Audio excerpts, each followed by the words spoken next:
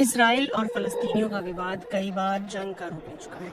ऐसे में फलस्तीनियों को उम्मीद रहती है कि अरब के इस्लामिक देश कम से कम इसराइल के खिलाफ उसके साथ खड़े होंगे, लेकिन सबके अपने अपने हित हैं और उसी के हिसाब से सबकी प्रतिक्रिया होती है। ताज़ा संघर्ष में भी ऐसा ही कुछ देखने मिलता है और ये कोई नई बात नहीं है। कुछ साल पहले ही साल 2020 में जब यूएई, मोरक्को, बहरीन और सूडान ने अब्राहम अकॉर्ड्स के जरिए इसराइल को मान्यता दी, तो तुर्की ने इसका विरोध किया था, जबकि तुर्की के इसराइल के साथ राजनयिक संबंध पहले से ही थे। तुर्की इसराइल को मान्यता देने वाला पहला मुस्लिम बहुल देश भी था। 2019 में दोनों देशों के बीच द्विपक्षीय व्यापार 6 अरब डॉलर से ज्यादा का था। हमास के हमले से ठीक पहले तुर्की के राष्ट्रपति एर्दोआन इसराइल जाने वाले थे। सऊदी अरब भी खुलकर फलस्तीनियों के अधिकारों की बात करता है, लेकिन इस हद तक नहीं जाता कि पश्चिम को एकदम से नाराज कर दे। यूएई ने तो इसराइल और गजा में मौजूदा हिंसा के लिए हमास को ही जिम्मेदार ठहराया है।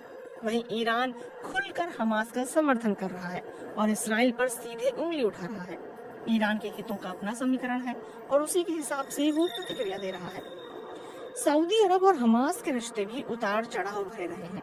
1980 के दशक में हमास के बनने के बाद से सऊदी अरब के साथ उसके सालों तक अच्छे संबंध रहे, लेकिन 2019 में सऊदी अरब में हमास के कई समर्थकों को गिरफ्तार किया गया था, जिसके बाद दोनों के रिश्तों में कड़वाहट आ गई।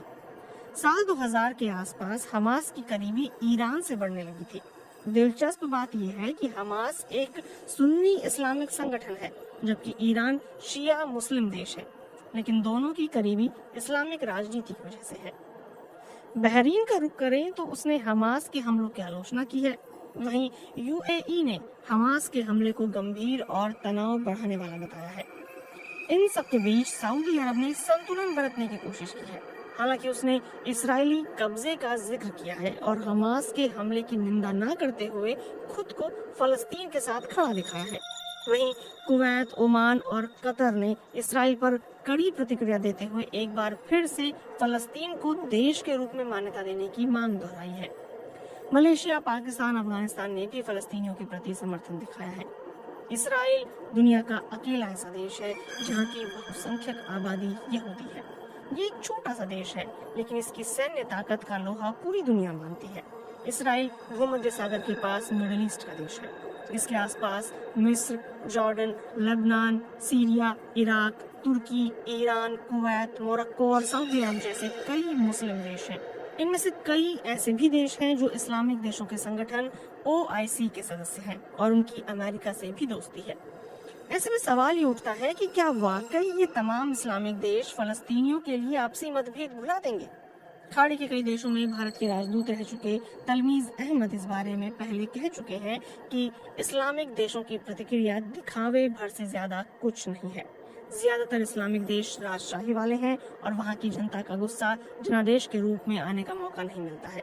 ऐसे में वहाँ के शासक फलस्तीनियों के समर्थन में कुछ बोलकर रस्म अदायगी कर लेते हैं। फलस्तीनी मुद्दे को समर्थन देना ईरान की विदेश नीति का एक जरूरी पहलू रहा है। सऊदी अरब और इसराइल के बीच कभी कूटनीतिक रिश्ते नहीं रहे, लेकिन ईरान दोनों का साझा दुश्मन है। लगभग पूरे मध्य पूर्व में समर्थन और सलाह के लिए कुछ देश ईरान तो कुछ सऊदी अरब की ओर देखते हैं। इसराइल और फलस्तीनियों के मुद्दे पर भी ऐसा ही होता दिख सकता है।